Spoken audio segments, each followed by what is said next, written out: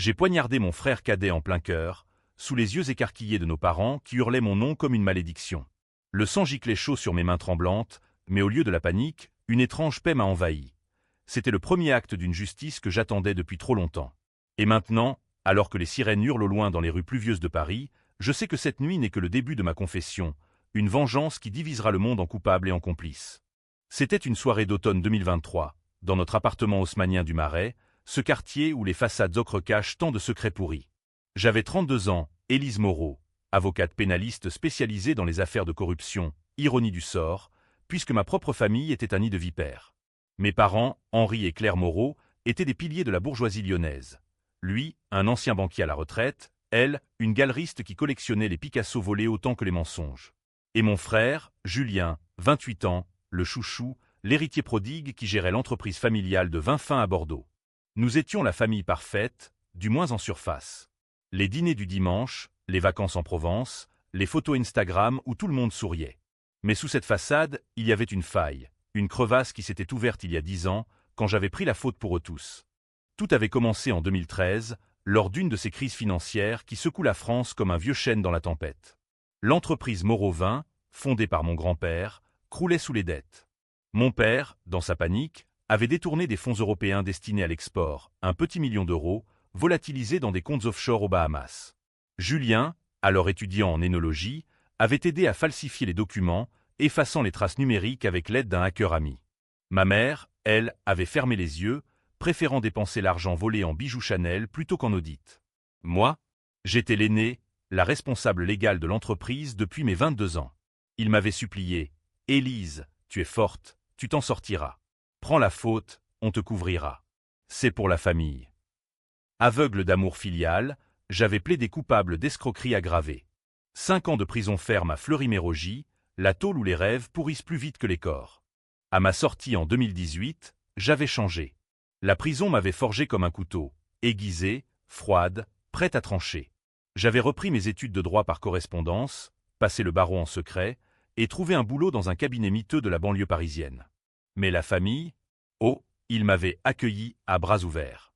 Dîner somptueux, chèque discret pour aider à repartir. Mon père me tapotait l'épaule en murmurant « Tu as été courageuse, ma fille ». Ma mère m'offrait des robes de couturier en guise d'excuse. Julien, lui, riait jaune. « T'inquiète, 6, c'est du passé. » Du passé? J'avais sacrifié ma jeunesse pour eux, perdu mon fiancé qui ne supportait pas le stigmate, raté une carrière brillante. Et pendant ce temps, Julien avait repris l'entreprise, épousé une héritière bordelaise, et ils vivaient comme des rois dans un château du Médoc. Mais les secrets ne dorment jamais vraiment. En 2022, j'avais commencé à creuser. Un soir, seul dans mon studio de Belleville, j'avais fouillé les vieux dossiers familiaux que ma mère m'avait laissés, par erreur. Des emails codés, des transferts bancaires suspects. Julien n'avait pas seulement aidé père. Il avait monté le coup entier, siphonnant l'argent pour financer son addiction au jeu, des dettes de poker à Monaco qui menaçaient de tout engloutir. Pire, ma mère savait, et pire encore, mon père avait couvert pour protéger l'image de la famille. Il m'avait trahi non pas par nécessité, mais par calcul froid. J'étais le bouc émissaire idéal, ambitieuse, célibataire, sans enfant pour me lier à eux. La famille d'abord, disait-il. Mais qui était la famille, au juste? La première fissure visible est survenue l'été dernier, en juillet 2025. Nous devions aller à la maison de famille à Saint-Tropez, ce bastion de luxe sur la Côte d'Azur où les yachts dansent avec les vagues turquoises. C'était une tradition, 2 semaines de farniente, de rosé frais et de ragots sur les voisins. J'avais réservé mon billet TGV de Paris, emballé ma valise avec une impatience contenue. C'était ma première vraie pause depuis la prison. Mais le jour J, appel de ma mère, « Désolé, chérie, annulation de dernière minute. Papa a une angine. » J'ai ravalé ma déception, passé la soirée seul avec un verre de vin et un livre de Simenon. Une semaine plus tard, scrollant Instagram, je tombe sur une photo. Mes parents, Julien et sa femme, bronzés sur la terrasse de la villa, cocktail à la main. Légende, escapade familiale parfaite. Famille Moreau Saint-Tropez. Le choc m'a cloué sur place. J'ai appelé, voix chevrotante. « Maman, vous y êtes allée sans moi. » Réponse laconique. « Nous y sommes allés la semaine dernière, famille seulement. » Famille seulement. Ces mots ont résonné comme un coup près. J'étais exclu, effacé, comme si mes 5 ans de sacrifice n'avaient été qu'un mauvais rêve qu'on balait sous le tapis. Ce soir-là, la rage a pris racine. Pas une rage aveugle, non, une rage méthodique, à la française, calculée comme un procès d'assises. J'ai commencé à planifier. D'abord, des preuves. J'ai engagé un privé, un ex-flic corse nommé Lucas, pour fouiller les traces numériques. Il a déterré l'or, des emails où Julien avouait à sa femme, Élise a tout pris sur elle, la conne. Sans elle, on était cuit.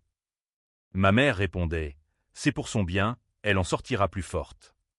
Plus forte? J'étais brisée, reconstruite en béton armé. Ensuite, les faiblesses. Julien avait repris ses mauvaises habitudes. Dette de jeux gonflées à 2 millions, cachées dans des prêts usuraires. Mon père, un infarctus récent, dépendant de ses pilules. Ma mère, un amant discret, un antiquaire qui la faisait chanter pour des prêts impayés. Ils étaient vulnérables, et moi, j'étais l'araignée au centre de la toile. Le premier coup est venu discrètement, en octobre. J'ai anonymement typé les autorités fiscales sur les irrégularités de l'entreprise, pas assez pour couler Julien, juste pour une audite qui le forcerait à transpirer. Il m'a appelé, paniqué. « 6, c'est quoi ce bordel? Tu sais quelque chose. » J'ai feint l'innocence, peut-être que le passé rattrape les lâches. Il a ri nerveusement, mais j'ai entendu la peur. Puis, pour ma mère, une lettre anonyme à son amant, révélant ses dettes à lui. Elle m'a confronté lors d'un déjeuner au café de Flore. « Élise, arrête ces enfantillages. La famille, c'est sacré. » Sacré?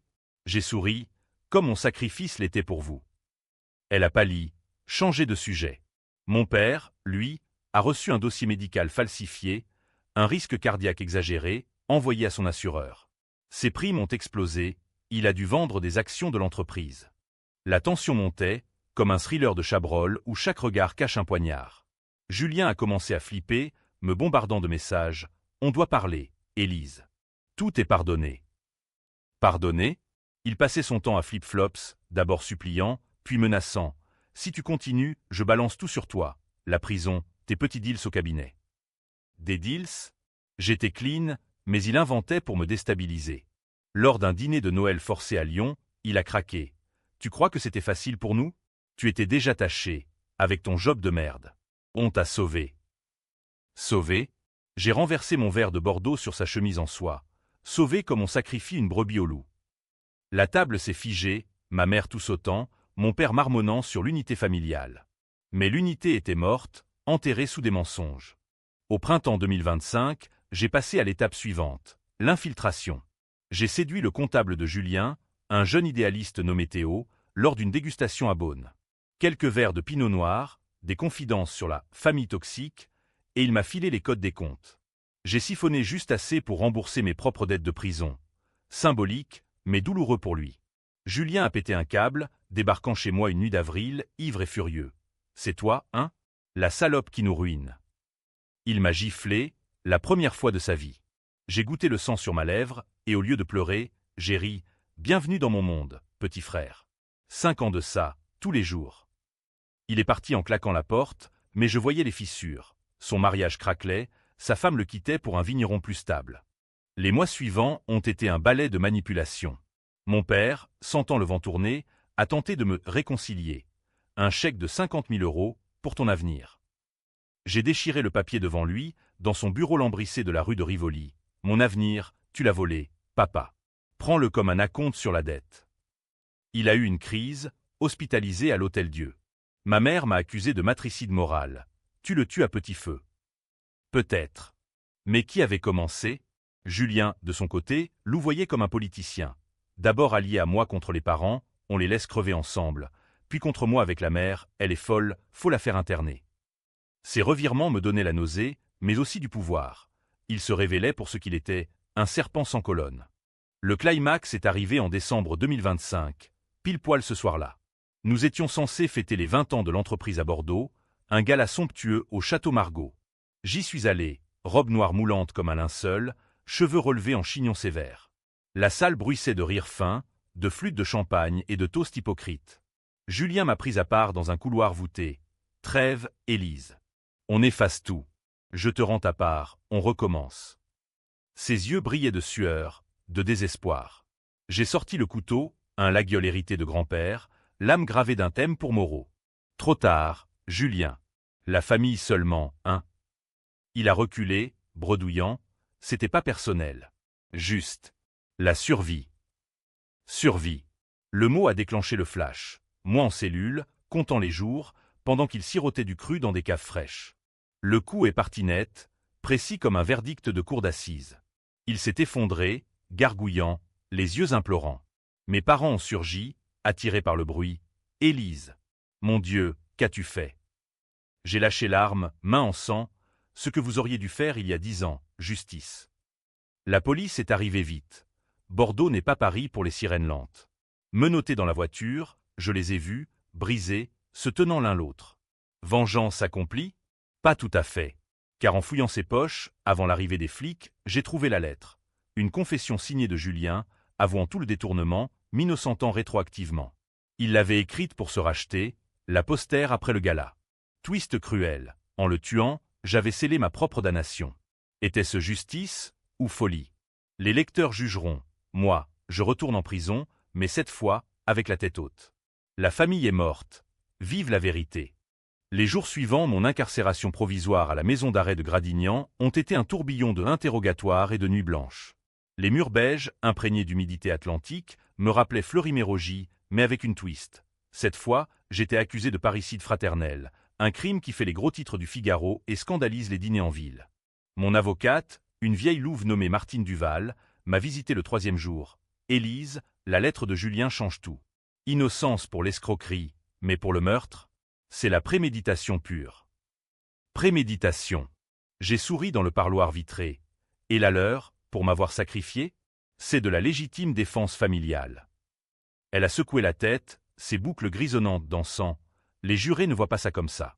Pas en France, où la famille est sacrée, même quand elle pue la pourriture. Pour comprendre, il faut remonter plus loin, dans les entrailles de ma sentence première. Fleury-Mérogis, 2013 à 2018. 5 ans qui m'ont transformé d'agneau en louve. Les premiers mois étaient l'enfer. Les codas, ces détenus endurcis qui testent les nouvelles sur la cour de promenade. Une Serbe massive, Nadia, m'avait prise pour cible. La Bourge, avocate qui vole les pauvres. J'ai encaissé les coups, les crachats, jusqu'à ce que je craque lors d'une douche collective. Un savon glissant, un genou dans le ventre, et elle était à terre. Depuis, respect. J'ai appris le langage des ombres. Trafic de clopes pour des infos, alliance fragile contre les matons corrompus. Lecture vorace, Balzac pour les intrigues familiales, Camus pour l'absurde de la trahison. Et les lettres de la famille, courtes, larmoyantes, toujours on pense à toi. Jamais d'excuses, juste des nouvelles de l'entreprise qui tourne bien. Un flashback me hante encore. Noël 2015, en parloir. Julien était venu seul, costume 3 pièces, cravate Hermès. 6. T'es amaigri. Écoute, on a embauché un nouveau directeur, tout va bien. Bien. J'ai pressé mes paumes contre la vitre. Et l'argent, Julien? Celui que j'ai volé pour vous sauver. Il a baissé les yeux, marmonnant, c'était nécessaire. Papa était au bord du gouffre. Nécessaire. Le mot poison. J'ai appris plus tard, par un contact extérieur, une ancienne cliente Gracier, que pendant ma détention, ils avaient fêté les 20 ans de Julien avec un voyage à Tokyo, payé avec les profits nettoyés. Tokyo. Sushi et néon, pendant que je mâchais du pain sec. Libéré en 2018, j'ai atterri à Paris comme un fantôme. Mon studio à Belleville, 20 mètres carrés sous les toits, loyer payé par un prêt étudiant racheté. Le cabinet de Maître Lefebvre, dans une tour anonyme de la Défense, m'a engagé comme stagiaire. Plaidoirie pour des voleurs à la tire, des prostituées en sursis. Humiliant, mais formateur. J'observais les accusés. Tous avaient une histoire, une trahison à la racine. Comme moi. Les week-ends, je rentrais à Lyon, jouant la fille prodigue. Dîner où ma mère servait du foie gras en racontant ses expositions à la FIAC. Élise expose ses talents au barreau, n'est-ce pas? Sourire forcé. Mon père, avec ses cigares cubains, me conseillait « Oublie le passé, ma grande. La France pardonne les erreurs. » Erreur? C'était un complot. La première alerte sérieuse est venue en 2020, au cœur du Covid. Confinés, nous communiquions par Zoom, ironie, ces écrans qui masquent les mensonges mieux que des masques chirurgicaux. Julien, depuis Bordeaux, vantait cette innovation. Vente en ligne boostée par la pandémie. On a sauvé l'entreprise grâce à ton sacrifice. 6. Sacrifice. Encore. Mais lors d'un appel solo avec ma mère, elle a glissé. Ton père et Julien ont eu une petite dispute sur les comptes. Rien de grave. Dispute? J'ai creusé discrètement, contactant un ancien collègue banquier. Révélation. Julien avait relancé les jeux, perdant 300 000 € en une saison à Deauville. Mon père avait couvert, vendant des vignes ancestrales. Et moi? Toujours le bouc, prêt à resservir si besoin. C'est là que la vengeance a germé, non comme une fleur vénéneuse, mais comme un chêne normand, lent, inébranlable. J'ai commencé un journal, un cahier Moleskine noir où je notais chaque trahison, chaque flip-flop. Juin 2021. Julien me demande un prêt de 10 000 € pour un investissement. Je refuse. Il pleurniche, t'es égoïste après tout ce qu'on a fait pour toi. Pour moi, j'envoie l'argent anonymement via un virement offshore, appris en prison, mais tracé pour qu'il panique. Il me remercie, puis ignore mes appels suivants. Flip 1, allié en besoin, fantôme ensuite. Ma mère, de son côté, m'a confié ses tourments lors d'un théoritz. L'amant, Marc, qui la saigne pour ses dettes. Élise, tu es si forte. Conseille-moi. Je conseille, divorce-le, maman. Ou paix. Elle rit. Impossible, il a des photos. Photos. Le levier parfait. J'embauche Lucas, qui photographie Marc avec une jeune Russe, chantage en miroir. Ma mère me remercie, puis me coupe. Ne t'en mêle pas, c'est ma vie. Flip 2. Confidente un jour, intruse le lendemain. Mon père, le plus dur à fissurer. En 2022, son infarctus. Je vole un vol pour Lyon, reste à son chevet à l'Édouard Herriot. Ma fille. Tu es là. Larmes. Il avoue à demi-mot, j'ai eu peur, Élise. Pour l'héritage. Héritage. Pas pour moi, pour les murs et les vignes. Je le soigne, le dorlote, puis glisse le dossier falsifié à son assureur. Prime X3. Il m'appelle, voix brisée. Pourquoi, Élise? Réponse. Pour équilibrer les comptes, papa. La tension culminait en 2023, lors d'un voyage en Provence. La maison de Gordes, perchée sur ces falaises calcaires, où grand-père avait conté des histoires de vendanges sanglantes. Nous y étions tous, baignade dans la piscine turquoise, apéro au pastis. Mais sous les rires, les regards fuyants. Julien, sous l'un soir, lâche. Sans toi, on n'aurait pas tenu. T'es notre ange gardien. Ange? J'ai répondu, les anges gardent les portes de l'enfer, Julien. Il pâlit, change de sujet. Ma mère, sentant le vent, tente une alliance. Viens à Paris avec moi, exposition. On oublie tout. Oublier? Non. J'accepte, mais sabote subtilement. Un appel anonyme à son galeriste, insinuant des faux. Contrat annulé. Elle hurle au téléphone. Traîtresse. Flip 3. Ces mois ont été un jeu d'échecs tordu, où chaque pièce familiale basculait. Julien contre parents, puis avec. Mère contre moi, puis suppliante. Mon père, neutre, mais craquelant. J'alimentais les feux, fuite à la presse locale sur les dettes de Julien, crise au château Moreau. Dans Sud-Ouest, rumeurs sur l'amant de ma mère dans le monde des arts. La famille se déchirait, et moi, spectatrice vorace, notais tout. La vengeance n'était plus acte. C'était tard, un roman noir à la Modiano, où les ombres familiales avalent la lumière. Mais le vrai basculement vint en mai 2025, juste avant Saint-Tropez. Un appel de Julien, désespéré. « Élise, aide-moi. Les usuriers menacent. On est de la même chair. » Chair.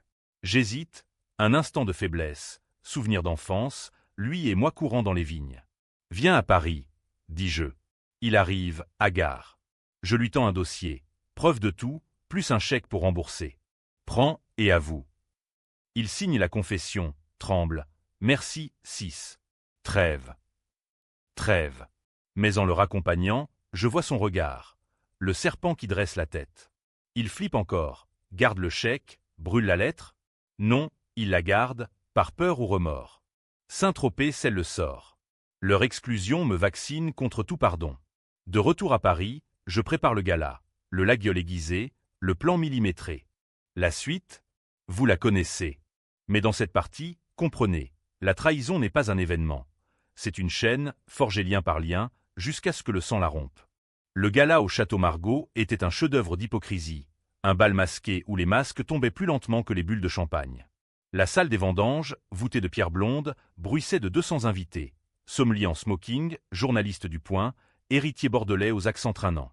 Lustre en cristal projetait des éclats sur les tables drapées de lin blanc, chargées de foie gras truffé et de millésimes 1982.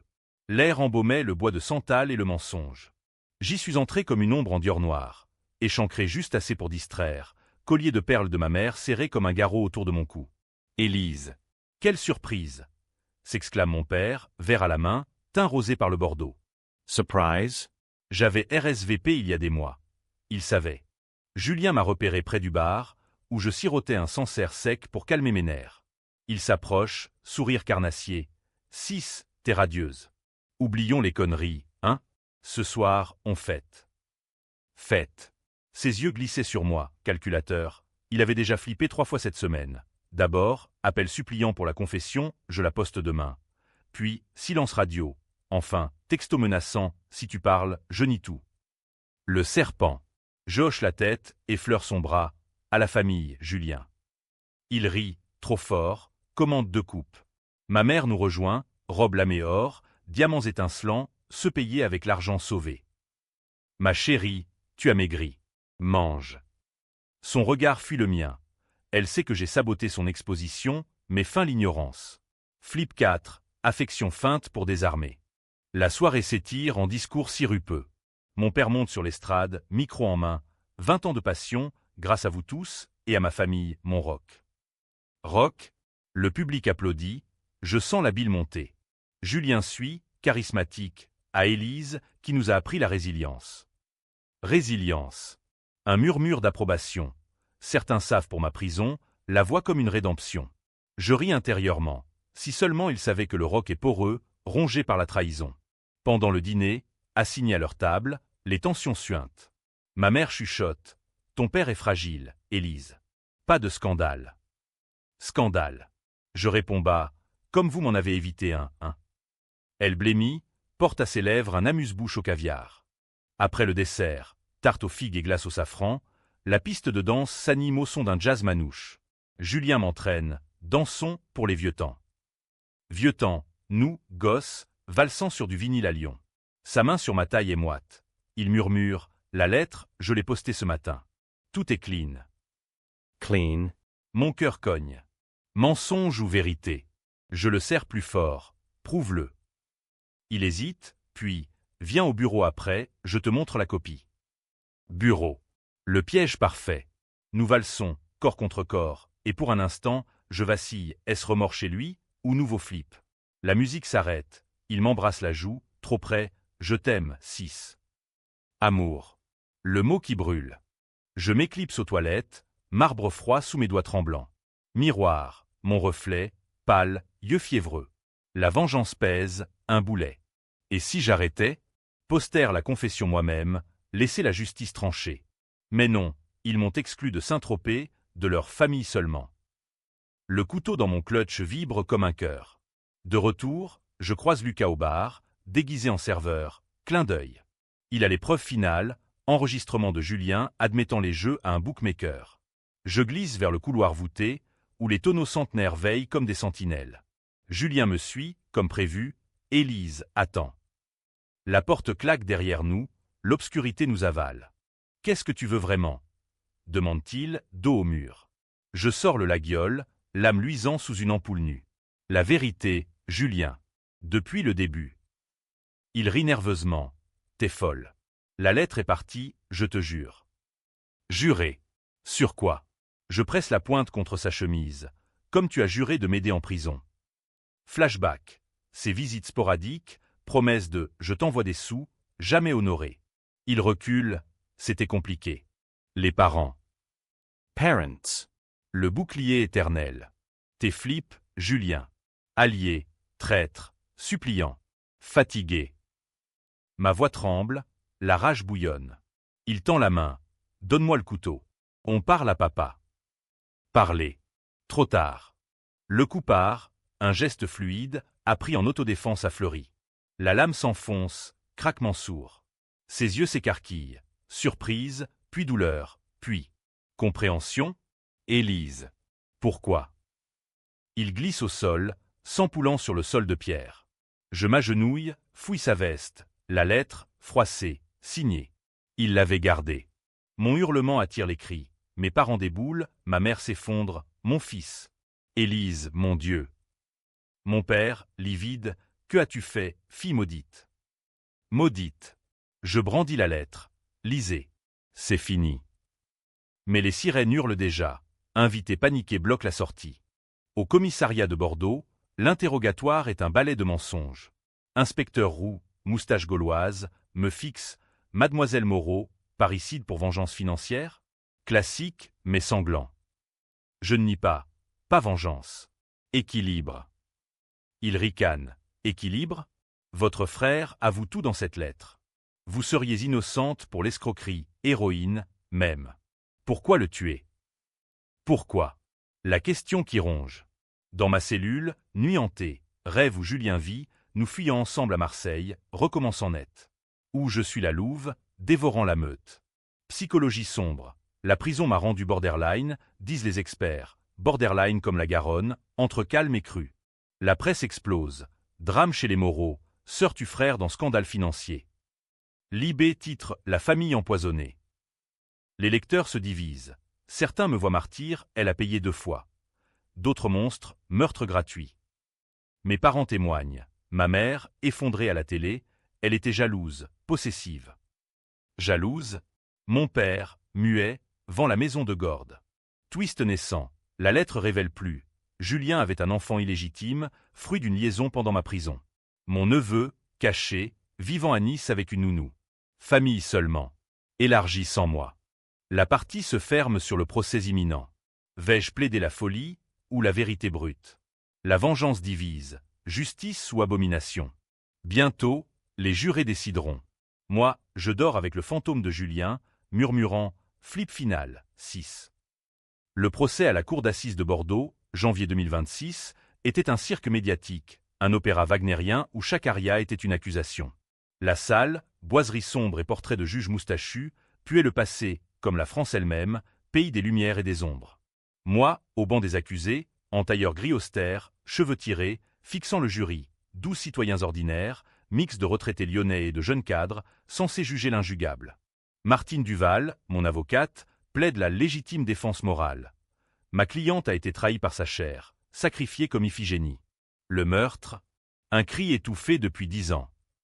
Le procureur, un renard auvergnat nommé Lemoine, contre-attaque. Un calcul froid, mesdames et messieurs. Élise Moreau, avocate chevronnée, a planifié ce bain de sang pour effacer ses dettes passées.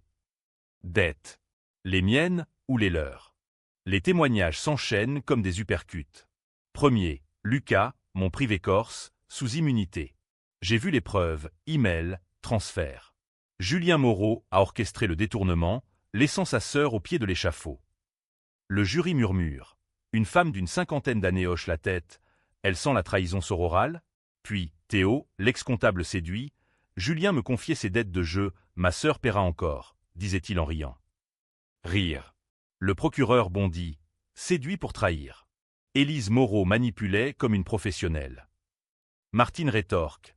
Victime manipulant ses bourreaux, poétique, non. Mes parents? Ah, le clou. Ma mère, voilée de noir comme une veuve sicilienne, sanglote. Élise était instable. La prison l'a changée. Jalouse de Julien, de sa vie. Jalouse? Flashback au parloir. Ses lettres parfumées Chanel, promettant tout pour toi. Le jury fronce les brows. Le moine enfonce. Instable ou monstrueuse? Mon père, frêle sur béquille post-infarctus, témoigne d'une voix chevrotante. J'ai couvert pour l'entreprise, oui. Mais Élise, elle a choisi. Pour la famille. Choisi. Je bondis, malgré les menottes, choisi comme on choisit la guillotine. La salle allait. Le juge tape du marteau. Choix. Le mot qui me hante. Twist majeur, l'enfant.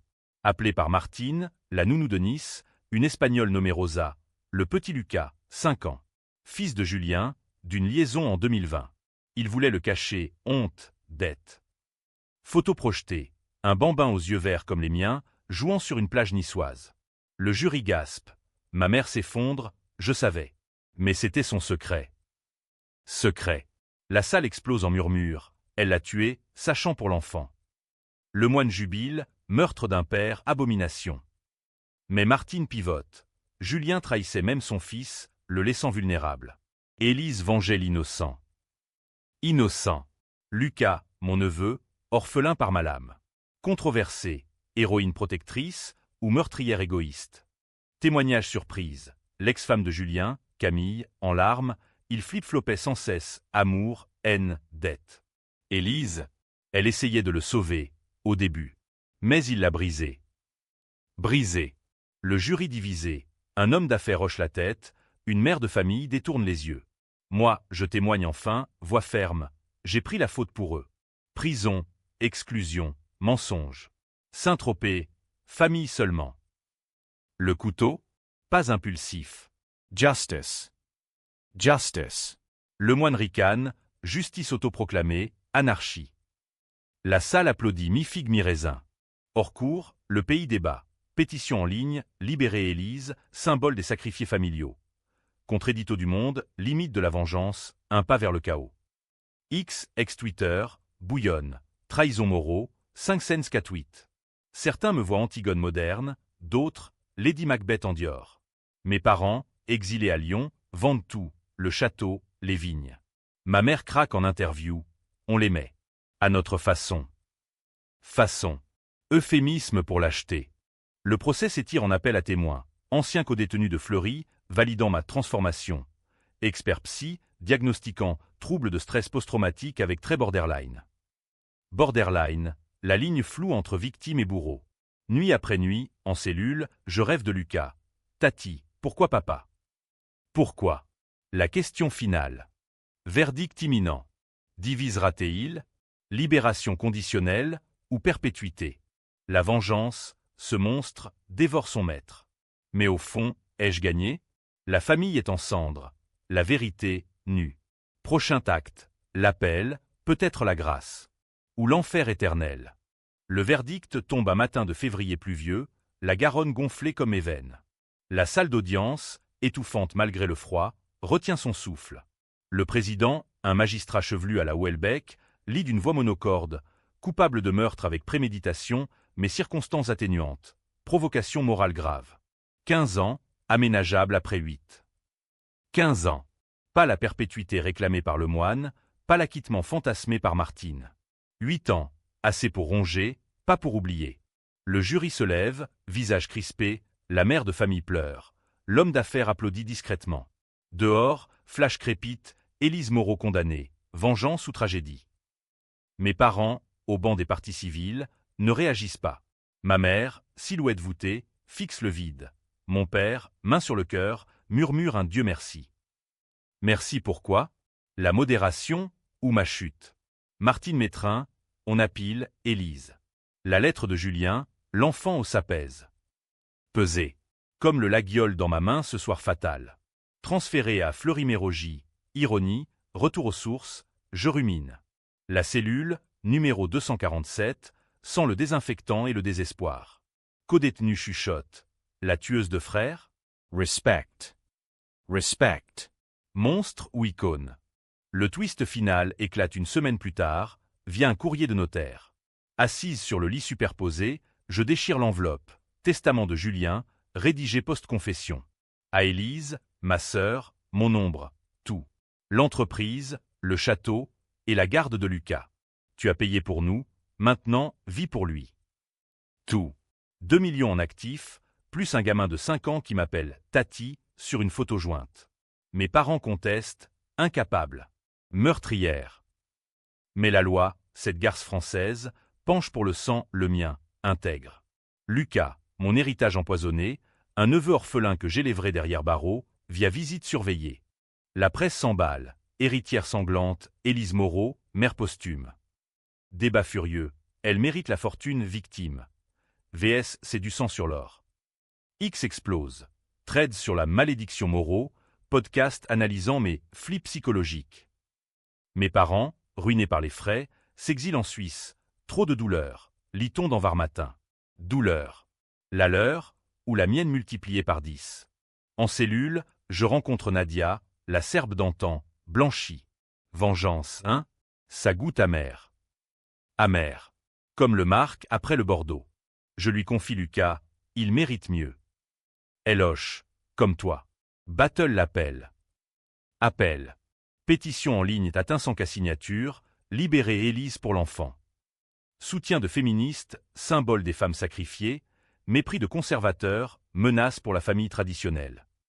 Fin ambiguë, printemps 2026, appel gagné, réduction à 5 ans, libération conditionnelle.